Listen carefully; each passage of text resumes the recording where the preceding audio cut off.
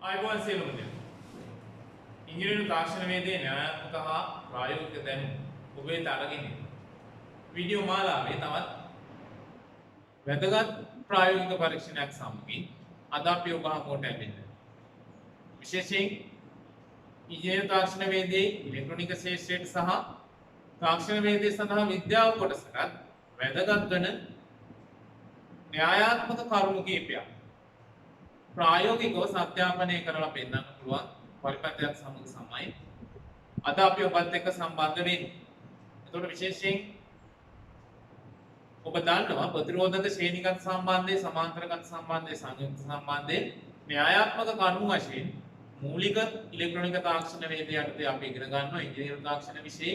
ඊට අමතරව තාක්ෂණ වේදය සඳහා විද්‍යා විෂයේ මේ සියල්ලම කතා කරනවා. ඒක නිසා විශේෂයෙන් ওই න්‍යායාත්මක කරුණු වඩාත් තහවුරු කරලා ඔබට ඔබගේ දැනුමට ලබා දෙන්න අපේ හිතුවා ප්‍රායෝගිකව මේ සියල්ල තහවුරු කරලා බලා ගන්න පුළුවන් පරිපතත් එක්ක මේ සියලුම කටයුතු ඔබට මේ න්‍යායාත්මක කරුණු ප්‍රායෝගිකව තහවුරුයි කියන දේ තවත් තහවුරු කරලා වඩාත් මේ දැනුම ඔබට තහවුරු කරලා ලබා දෙන්න. ඒ සඳහා අපිම නිර්මාණය කරගත්තු පරිපත පූර්ව ආශ්‍රයෙන් සැපයුමක් භාවිතා කරලා ඊට පස්සේ මල්ටිමීටර ACM උපකරණ භාවිතා කරලා බලමු කොහොමද මේ නියමයන් කොහොමද මේ විෂය කරුණු ප්‍රායෝගික තලයේදී සත්‍යාපනය වෙන්නේ කියලා.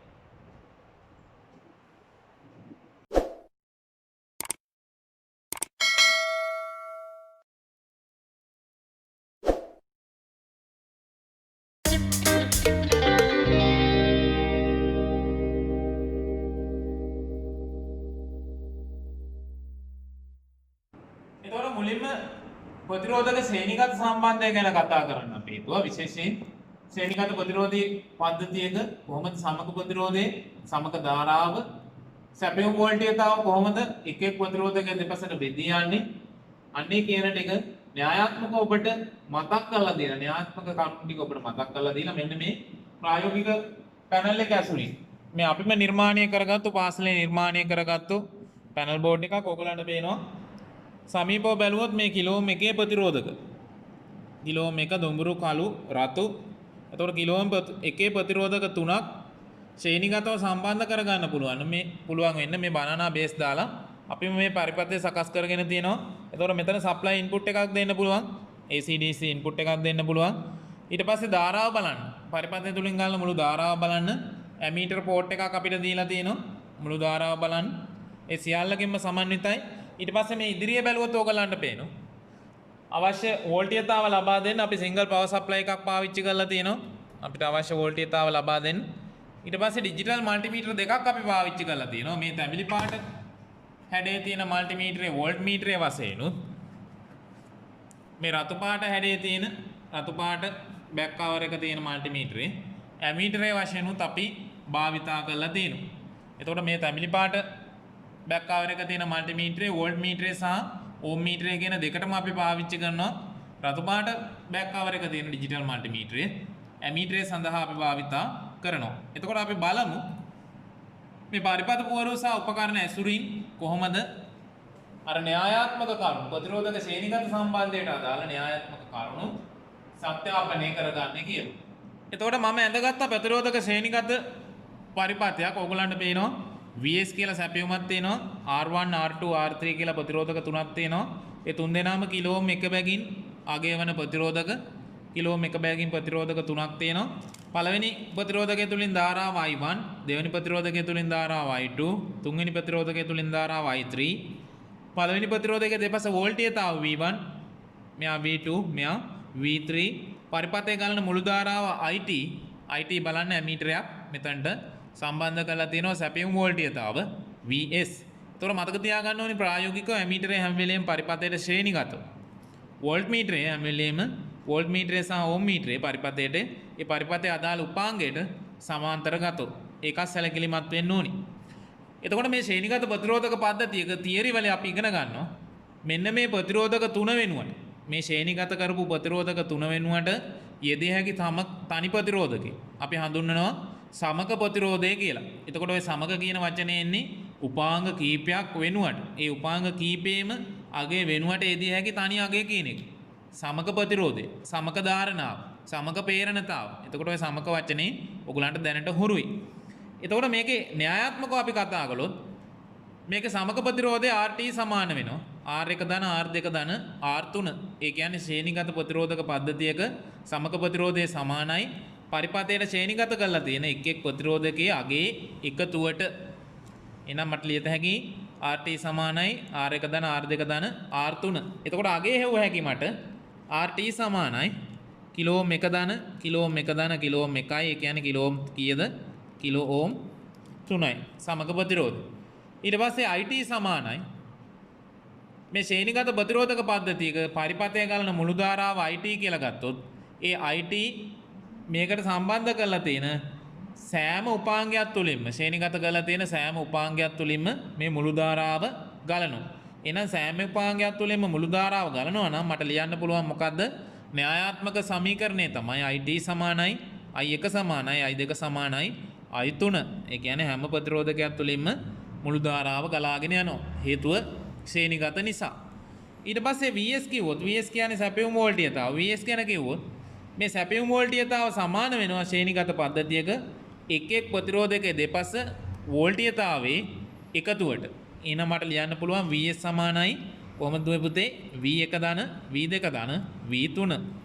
එහෙනම් දැන් එතකොට අපි හදලා බලමු. දැන් අපි RT හෙව්වා. ඊට පස්සේ අපි හොයන්න ඕනේ IT. IT කියන්නේ මුළු ධාරාව. එතකොට අපි දාන සමීකරණය තමයි V සමානයි IR. ඕම් නියමයේ ඇසුරින් නිර්මාණය කරගන්න සමීකරණය. එතකොට මට ලියන්න පුළුවන් I සමානයි V බෙදීම R. මම ඒක වෙනස් කරනවා කොහොමද? IT සමානයි VS යට කවුද? RT. VS කිව්වේ සැපයුම් වෝල්ටීයතාව, R කිව්වේ මුළු ප්‍රතිරෝධී අගේ. ඔන්න සැලකිලිමත් වෙන්න. එතකොට මට ගත්ත හැකි මේක 12 බෙදීම 3 වැඩි කිරීම 10 3යි. 12 කියන්නේ සැපයුම් වෝල්ටීයතාව. මම මෙතන දෙන්නේ වෝල්ට් 12ක්. සැපයුම් වෝල්ටීයතාව වෝල්ට් 12යි. සමග ප්‍රතිරෝධය කිලෝ ඕම් 3යි. ආදේශ වෙන්න ඕනේ ඕම් වලින්. ඒකින්ද තමයි මම මේක 3 වැඩි කිරීම 10 3 කියලා ගත්තේ. එතකොට අපිට එනවා උත්තරේ ඇම්පියර් වලින් 12 බෙදීම 3000 කියලා. එතකොට 12ට නෑ 0යි 120ට නෑ 0යි 1200ට නෑ ආපහු 0යි 12000ට 4යි. එහෙනම් අපිට එනවා ඇම්පියර් 0.004යි මුළු ධාරාව. පරිපථය තුලින් ගන්න මුළු ධාරාව. එතකොට මේක අපිට මිලි ඇම්පියර් කරන්න පුළුවන් ආපහු 1000න් ගුණ කරලා. 1000න් ගුණ කරනවා කියන්නේ මෙන්න මේ දශම ස්ථාන තුනක් පසුපසට යනවා. 1යි 2යි 3යි. ඒ කියන්නේ මිලි ඇම්පියර් කීයද? 4යි. පරිපථය ගන්න මුළු ධාරාව මිලි ඇම්පියර් 4යි. ඊට පස්සේ අපිට හොයා ගන්න ඕනි කවුද?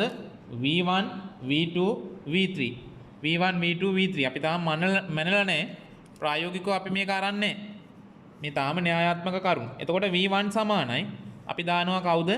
V සමානයි IR. එතකොට මට ලියන්න පුළුවන් මොකද්ද? V1 සමානයි කාටද? I1 R1. ඇයි? මෙන්න මේ පළවෙනි ප්‍රතිරෝධකයට තමයි පළවෙනි ප්‍රතිරෝධකයේ දෙපස වෝල්ටීයතාව තමයි හොයන්නේ. එතකොට එයා තුලින් ධාරාව I1, එයාගේ ප්‍රතිරෝධයගේ R1. එහෙනම් මට ආදේශ වෙනවා I1 කියන්නේ කීයද? මිලි ඇම්පියර් 4යි. මිලි ඇම්පියර් 4යි I1 කියන්නේ. එතකොට V1 සමානයි. එතකොට මට ගත්ත හැකි මම මේ කෙලිම ඇම්පියර් වලින්ම ගන්නම්. 0.004 ගුණ කිරීම 1 වැඩි කිරීම 10 3. එතකොට සුළු වෙලාම මට එනවා මෙන්න මෙතන 10 3යි කියන්නේ කෙලිම කීයද? මේ 10 3යි කියන්නේ 1000යි. එතකොට මෙතනත් මේ පැත්තට ගත්ත හැකි මට 10 ඍණ 3ට මේ 10 ධන 3ක් කපන්න පුළුවන්. ඒක ඔයගලන්ට පැහැදිලි ඇති. මෙන්න මේ 0.004 කියන එක දුවේ පුතේ මට ලියන්න පුළුවන් 4 ගුණ කිරීම 10 ඍණ 3 කියලා. වැඩි කිරීම 1 වැඩි කිරීම 10 3. එතකොට මේ ඍණ 3ට ධන 3ක් සුළු වෙනවා. එතකොට 10 බල ටික කැපිලා යනවා. 4 වරක් 1 4යි. එතකොට V1 සමානයි වෝල්ට් කීයද? වෝල්ට් 4යි. එතකොට සමාන ප්‍රතිරෝධක තියෙන්නේ. මෙතන පරිපථය බැලුවාම ඕගලන්ට පේනවා කිලෝ ඕම් 1 කිලෝ ඕම් 1 කිලෝ ඕම් 1. එහෙනම් V1 දෙපස වෝල්ටීයතාව වෝල්ට් 4යි නම් V2 4යි V3 4යි. මොකද හේතුව අගේන් සමානයි. එහෙනම් V1 V2 V3 කියන ඔක්කොලම හැමෝගෙම වෝල්ටීයතාව කීයද? වෝල්ට් 4යි. එතකොට අපි ඊගා සමීකරණයට අනුව ලියන්න පුළුවන් අපිට කවුද? vs සමානයි v1 ධන v2 ධන v3යි. ශ්‍රේණිගත ප්‍රතිරෝධක පද්ධතියක ශ්‍රේණිගත උපාංග පද්ධතියක එක් එක් උපාංගයේ දෙපස වෝල්ටීයතාවය එකතුව සමාන වෙනවා කාටද? සැපයුම් වෝල්ටීයතාවයට. එහෙනම් v1 4යි v2 4යි v3 4යි 4යි 4යි 8යි 8යි 4යි වෝල්ට් 12යි. ඔන්න න්‍යායාත්මක ටික අපි හෙව්වා. පැහැදිලි නේද? න්‍යායාත්මක ටික අපි හෙව්වා. ඊට පස්සේ අපි බලමු ප්‍රායෝගික තලයට මේ ටික කොහොමද ගැලපෙන්නේ කියලා. මේ පරිපථයේ තියෙන විශේෂත්වය තමයි මේ කිලෝම් 1 කිලෝම් 1 කිලෝම් 1 කියන මෙන්න මේ ප්‍රතිරෝධක තුන ශ්‍රේණිගත කරන්න පුළුවන්. අපිට ඕන ප්‍රතිරෝධක තුනම ශ්‍රේණිගත කරගන්න පුළුවන්. ප්‍රතිරෝධක තුනම ශ්‍රේණිගත කරනවා නම් කෙලින්ම මෙන්න මෙතන සැපයුම් විභවයේ ධන ලැබෙනවා. මෙතනින් මෙතනට වයර් එකක් සම්බන්ධ කළාම මේ පළවෙනි කිලෝම් එකයි මේ දෙවෙනි කිලෝම් එකයි ශ්‍රේණිගත වෙනවා. මෙතනින් මෙතනට සම්බන්ධ කළොත් පළවෙනිය දෙවෙනිය තුන් දෙනාම ශ්‍රේණිගත වෙලා මේ පැත්තෙන් ඇමීටරය හරහා ඍණාග්‍රය සම්බන්ධ කරන්න පුළුවන්. එහෙම නැත්නම් අපිට කෙලින්ම එක ප්‍රතිරෝධකයක් ඕන. මෙන්න මෙතන ඉඳලා කෙලින්ම ඇමීටරේ ලයින් එකට වයර් එකක් දාගත්තාම සප්ලයි එකට මේ පළවෙනි කිලෝම් එකේ ප්‍රතිරෝධකය විතරක් ශ්‍රේණිගත කරන්න පුළුවන්. එතකොට මේකේ ගොඩක් අත්හදා බැලීම් ප්‍රායෝගිකව දරුවන්ටම කරන්න පුළුවන්. ඒක නිසා මම හිතන්නේ පාසල් වලට උත්සාහ කළොත් ඔබ සියලුම දෙනාට නිර්මාණය කරගත හැකි වේවි. බොහොම පහසුයි. ඉතින් අපි බලමු මුලින්ම මේ කිලෝම් එකේ ප්‍රතිරෝධක තුනම මම ශ්‍රේණිගත කරගන්න. එතකොට මෙන්න මේ පළවෙනි ප්‍රතිරෝධකයේ අවසානාග්‍රයයි දෙවෙනි ප්‍රතිරෝධකයේ ආරම්භකාග්‍රයයි මම මේ විදිහට වයර් එකකින් එකතු කර ගන්නවා. ඊට පස්සේ දෙවෙනි ප්‍රතිරෝධකයේ අවසානාග්‍රයයි තුන්වෙනි ප්‍රතිරෝධකයේ ආරම්භකාග්‍රයයි මම මේ විදිහට එකතු කර ගන්නවා. දැන් ඕගලන්ට පේනවා මෙතන ඉඳලා මෙතනට ගත්තොත් මේ කිලෝම් එකේ ප්‍රතිරෝධක ටික ඔක්කොම ශ්‍රේණිගතයි. එතකොට සමක ප්‍රතිරෝධය අපිට එන්න ඕනි කිලෝම් 1 ධන කිලෝම් 1 ධන කිලෝම් 1යි කිලෝම් 3යි. එතකොට මම මෙන්න මේ මල්ටිමීටරේ ඕම් ස්කේල් එකට කරකවලා මේ ඩිජිටල් මල්ටිමීටරේ ඕම් ස්කේල් එකට මෙතනින් කරකවගෙන කිලෝම් 3ක් එන්නේ. ඒකින්ද මම දා ගන්නවා 20යි කියන අගෙන්. එතකොට කිලෝම් 20 දක්වා ගයන් මනින්න පුළුවන්. එතකොට බලන්න ප්‍රතිරෝධක හින්දා ධනාත්මක බලන දෙයක් නෑ. මම මෙන්න මෙතනට සම්බන්ධ කරනවා. මෙන්න මේ අක්‍ර දෙකට සම්බන්ධ කළාම ඕගලන්ට පේනවා 2.94යි කිලෝම්. ඒ කියන්නේ කිලෝම් 3කට ආසන්නාගයක් තියෙනවා. මේ ප්‍රතිරෝධක වල සහනතාවයක් තියෙනවා ධනහෝරින 105ක. එතකොට ඔන්න ඔය 105 ධනහෝරින 105 වෙනස තමයි මෙතන අපිට අඩුවක් විදිහට වෙලා තියෙන්නේ. නැත්තම් ඕක කිලෝම් 3ක් කෙලින්ම පෙන්වන්න ඕනේ. එතකොට ඔන්න පැහැදිලි 2.9යි 3ක්. ඒ කියන්නේ කිලෝම් 3ට ආසන්න අගයක් තියෙනවා. සමක ප්‍රතිරෝධය. එතකොට එක් එක් ප්‍රතිරෝධකයේ අගය වුණා මම මැල්ලා පෙන්නන්න. ඔයගලන්ට පේනවා පළවෙනි එකේ ඕම් 970ක් කිලෝම් 0.97ක්. ඒ කියන්නේ ඕම් 970ක්.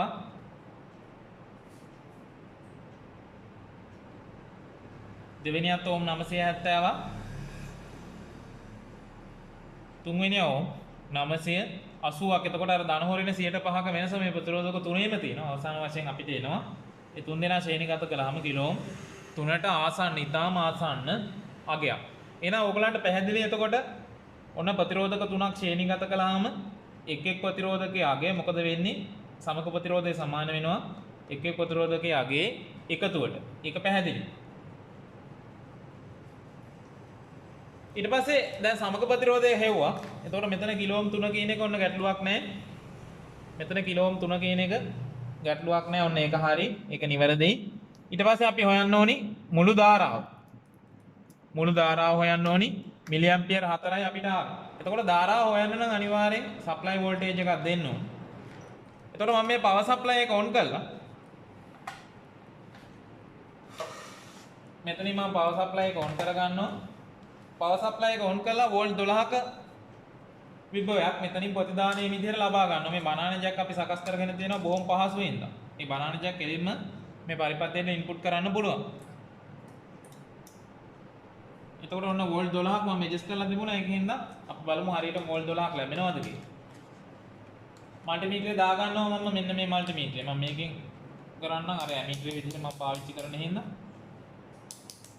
DC වෝල්ට් 20 කියන රේන්ජ් එකට මම දාගන්නවා. DC වෝල්ට් 20 කියන රේන්ජ් එකට දාලා තියෙන්නේ. අපි බලමු වෝල්ට් කීයක් ලැබෙනවද කියලා.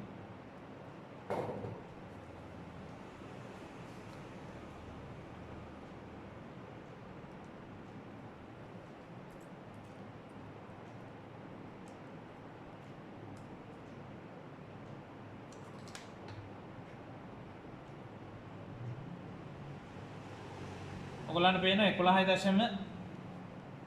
11.912ට ඉතාලම ආසන්න අගයක් තියෙනවා. තව පොඩ්ඩක් මේ ෆයින් එකෙන් ඇඩ්ජස්ට් කරොත් මට මං හිතන්නේ බොහෝ විට 12කට ගෙනියා ගන්න පුළුවන් වේවි. 12.01යි. මෙතන දශම ස්ථානය අපි නොසලකා හරිමු. ඒකෝර ඔන්න වෝල්ට් 12ක සැපයුමක් තියෙනවා. මම මේක සම්බන්ධ කරගන්නවා මෙතනින්. මේ පැනල් බෝඩ් එකට. ඒතකොට මේකේ ධනාත්මකයට ප්‍රතිරෝධක වලට සම්බන්ධ කරනකොට ධනාත්මකයක් අපිට බලන්න දෙයක් නැහැ. ධනාත්මකයක් අපිට ගැටලුවක් නැහැ. මේක ඇමිටර් අග්‍රයකට සම්බන්ධ කරන්න පුළුවන්. ඒ වුණාට ඇමිටරේ සම්බන්ධ කරන නිසා මේ රතු අග්‍රේ මම ධනයකට මේ බෝඩ් එකේ ධනාත්මකයට ධන සැපයුමත් බෝඩ් එකේ ඍණාත්මකයට ඍණ සැපයුමත් සම්බන්ධ කරනවා. දැන් ඔයගොල්ලන්ට පේනවා මෙන්න මේ පාත් වලින් මෙයා සම්බන්ධයි. මෙතන ඉඳලා මෙතනට වයර් එකේ යටපැත්තෙන් සම්බන්ධයි. එතකොට විදුලි ධාරාව පළවෙනි ප්‍රතිරෝධකයෙන් ඇතුල් වුණා, දෙවෙනියට ගියා, තුන්වෙනියට ගියා, හතරවෙනියට ගියා. මෙන්න මේ ඇමීටර් එක ආවින් දැන් අතර වෙලා තියෙන්නේ.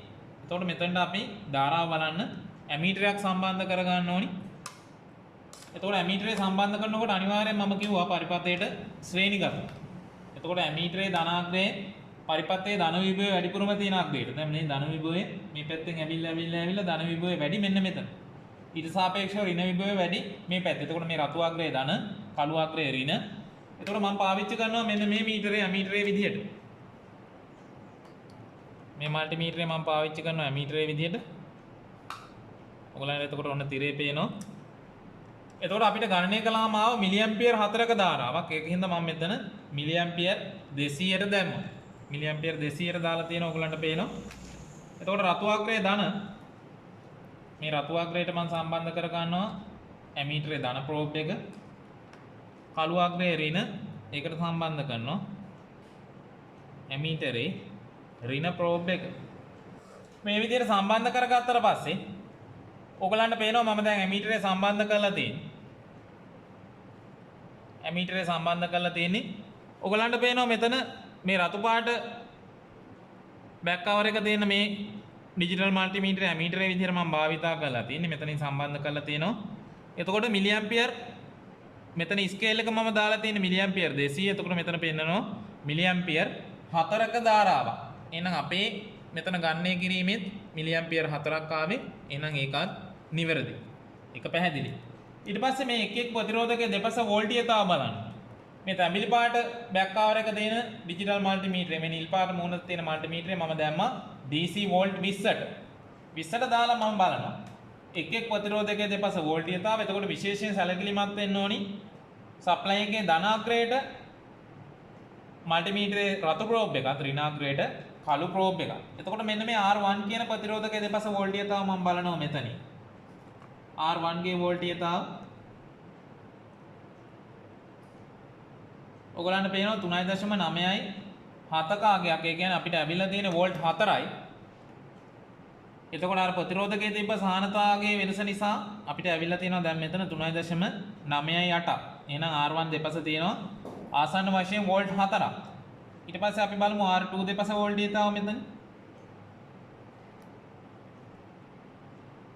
R2 දෙපසත් ඔයගලන්ට පේනවා 3.9යි 6ක වෝල්ටීයතාවක් තියෙනවා.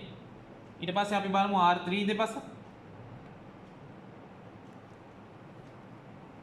R3 දෙපසත් ඔයගලන්ට පේනවා 3.9යි 7ක වෝල්ටීයතාවක් තියෙනවා. එතකොට මේ තුන් දෙනාගේම ආසන්න වශයෙන් මෙයා දෙපස වෝල්ට් 4යි, මෙයා දෙපස වෝල්ට් 4යි, මෙයා දෙපස වෝල්ට් 4යි. එතකොට 4 ධන 4 ධන 4 4 වරක් 3 12යි සප්ලයි වෝල්ටේජ් එකත් 12යි. එහෙනම් ඔන්න අපි සත්‍යාපනය කළා මොකද්ද? ප්‍රතිරෝධක දෙපස වෝල්ටීයතාව වෝල්ට් 4යි. සියලු ප්‍රතිරෝධක දෙපස වෝල්ටීයතාව සැපයුම් වෝල්ටීයතාවට සමානයි. ඒක වෝල්ට් 12යි. ඔන්න එහෙනම් පැහැදිලි ප්‍රතිරෝධක ශ්‍රේණිගත සම්බන්ධයේ මෙන්න මේ සියලුම න්‍යායාත්මක ගණනය කිරීම ප්‍රායෝගිකව නිවැරදිව අපිට සත්‍යාපනය කරන්න පුළුවන්. ඊළඟට තවත් කරුණක් තියෙනවා අපිට සත්‍යාපනය කරන්න. මේ ශ්‍රේණිගත ප්‍රතිරෝධක පද්ධතියක මම කිව්වා සෑම උපාංගයක් තුළින්ම මුළු ධාරාව ටෝටල් කරන්ට් එක ගලාගෙන යනවා. ඒක මට පෙන්වන්න පුළුවන් දැන් මේ සාමාන්‍යයෙන් ඇමීටරේ මම සම්බන්ධ කරලා තියෙන මෙන්න මේ පරිපථයේ අවසාන පොයින්ට් එක. මම මේක පෙන්වන්න ඕගොල්ලන්ට මෙන්න මෙතන මේ තියෙන පොයින්ට් එක ගලවනවා. මේක ගැලවුවාම මට බලාගත්ත හැකි පළවෙනි ප්‍රතිරෝධකයේ තුලින් යන ධාරාව. මම කරන්නේ මොකද්ද? මෙන්න මේ ජැක් එක ගලවනවා. මෙයා මෙතනින් මේ විදිහට ගලව ගන්නවා. ගැලවුවාම ඔයගලන්ට පේනවා ඇමීටර් පාඨාංකය බිඳු වුණා. මොකද හේතුව මේක ශ්‍රේණිගත පද්ධතියක්. එක උපාංගයක් ගාවින් සැපයුම විසන්ධි වුණොත් මුළු පද්ධතියම විසන්ධි වෙනවා. ඊගාවට මම කරන්නේ මෙන්න මේ ඇමීටරේට සැපයුම දීපු. මෙන්න මේ ධන ප්‍රෝබ් එක. මේ ප්‍රතිරෝධකේ අග්‍ර සම්බන්ධතාව තියෙන තැන ධනතාව වැඩි අග්‍රේ. දැන් ඔයගලන්ට පේනවා මෙතනින් ධනයක ඇවිල්ලා පළවෙනි ප්‍රතිරෝධකේ හරහා ගියා. ඒ කියන්නේ ධනතාව වැඩි කාගේද? මෙන්න මේ පැත්තේ ධන බව වැඩි. එතනට සම්බන්ධ කරගන්න. ඊට පස්සේ දෙවෙනි අග්‍රේ. දෙවෙනි අග්‍රේ කරලා මම මෙතනින් සම්බන්ධ කරගන්න. මේ විදිහට සම්බන්ධ කරනවා. සම්බන්ධ කළාට ඇමීටර් පාඨාංකයක් පෙන්වන්නේ නැහැ ඕගලන්ට. ඕගලන්ට ඇමීටර් පාඨාංකයක් පෙන්වන්නේ හේතුව මොකක්ද? මෙන්න මෙතනින් පරිපථයේ විසන්ධි වෙලා තියෙන්නේ. මේ ඇමීටරේ තිබ්බ තැන මම මොකද කරන්න ඕනේ? මේ විදිහට ජම්ප් වයර් එකක් දාලා එකතු කරන්න ඕනේ. දැන් ආපහු සැරයක් ඕගලන්ට පේනවා ඇමීටර් පාඨාංකය මිලි ඇම්පියර් 4ක් ඇවිල්ලා තියෙනවා. ඔන්න පැහැදිලි නේද? එතකොට මෙතනින් ඇමීටරය සම්බන්ධ කළාම තිබුණේ මිලි ඇම්පියර් 4යි. දැන් මම මෙතනට සම්බන්ධ කළා එතනත් මිලි ඇම්පියර් 4යි. තවත් ඕනනම් මම මෙතනින් නේද? තවත් සැරයක් අපි බලමු. ඕගොල්ලෝ කියා එතනින් නම් මිලි ඇම්පියර් 4යි. ඔය අනිත් තැනට සම්බන්ධ කළොත් වෙනස් වෙයි කියලා නේද? බලමු වෙනස් වෙනවද කියලා. ඔන්න මම ඊගා පොයින්ට් එකට සම්බන්ධ කරනවා. ඒත් ඕගොල්ලන්ට පේනවා මිලි ඇම්පියර් 4යි. එහෙනම් ඔන්න ඒක සත්‍යාපනය කරගත්තා කිය අපිට මොකද්ද? ශ්‍රේණිගත පද්ධතියක සෑම උපාංගයක් තුළින්ම මුළු ධාරාව ගමන් කරනවා. ඒකත් එහෙනම් ඔන්න දැන් හොඳින්ම පැහැදිලි. එහෙනම් මම හිතන්නේ දැන් ඕගොල්ලන්ට ඉංජිනේරු තාක්ෂණ වේදේ, ඉලෙක්ට්‍රොනික තාක්ෂණ වේදේ යටතේ සහ තාක්ෂණ වේදේ සඳහා විද්‍යාව යටතේ තියෙන මේ ප්‍රතිරෝධක ශ්‍රේණිගත සම්බන්ධය න්‍යායාත්මක කරුණු සියල්ල ප්‍රායෝගිකව සත්‍යාපනය වෙන බව හොඳින්ම වැටහෙන්නේ නැති. එතකොට අපි සත්‍යාපනය කරලා පෙන්නුවා ශ්‍රේණිගත ප්‍රතිරෝධක පද්ධතියක සමක ප්‍රතිරෝධය සමානයි එක් එක් ප්‍රතිරෝධකයේ අගේ එකතුවට කියන එක. ඊට පස්සේ මුළු ධාරාව සෑම ප්‍රතිරෝධකයක් තුලින්ම අඩුවක් නැතුව ගලා යනවා කියන එක. ඊට පස්සේ එක් එක් ප්‍රතිරෝධක දෙපස වෝල්ටීයතාවයේ එකතුව සැපයුම් වෝල්ටීයතාවයට සමානයි කියන එක. ඉතින් ඒ කරුණු ටික හොඳින් තහවුරු කරලා දැන් ඔබට ඔබේ දැනුමට එකතු කර ගන්න පුළුවන්. ඉතින් විශේෂයෙන් අපි මතක් කරනවා මේ දක්වා අපිත් එක්ක සම්බන්ධුනේ නැත්නම් මේ වගේ තවත් වැදගත් වීඩියෝ ගණනාවක් අපි එකතු කරලා තියෙනවා අපේ channel එකට. ඊට අමතරව ඉදිරියේදී ප්‍රායෝගික පරීක්ෂණ සඳහා වැදගත් වෙන මේ වගේම තවත් වීඩියෝ ගොඩක් අපි කරන්නත් බලාපොරොත්තු වෙමින් ඉන්නවා. ඒක නිසා මේ දැනුම ආදරණීය දුවල පුතාලා සියලුම දෙනා ඉංජිනේරු තාක්ෂණ වේදිකේ හදාරන දරුවෝ සියලුම දෙනා ඔබේ යාළු මිත්‍ර මිත්‍රාදීන් එක්ක පාසලේ ඉන්න බෙදා ගන්න. ඊට අමතරව අපිත් එක්ක එකතු වෙලා යන්න. බාල මහලු වැඩිහිටි සියලු දෙනාට මේ දැනුම ඔබගේ ජීවිතයට ඉතාම වැදගත් වෙයි. ඉතින් මේ මතක් කිරීමත් සමග තවත් මේ වගේම වැදගත් ප්‍රායෝගික පරීක්ෂණයක් ප්‍රතිරෝධක සමාන්තරගත සම්බන්ධයේදී කොහොමද මේ අදාළ න්‍යායාත්මක කරුණු සත්‍යාපනය වෙන්නේ කියන එක ගැන පැහැදිලි කරන්න, ප්‍රායෝගිකව පැහැදිලි කරන්න වීඩියෝ එකක් සමගින් ඔබ හමු වෙන බලාපොරොත්තු වෙන අදට අපි ඔබෙන් සමුගෙන යනවා.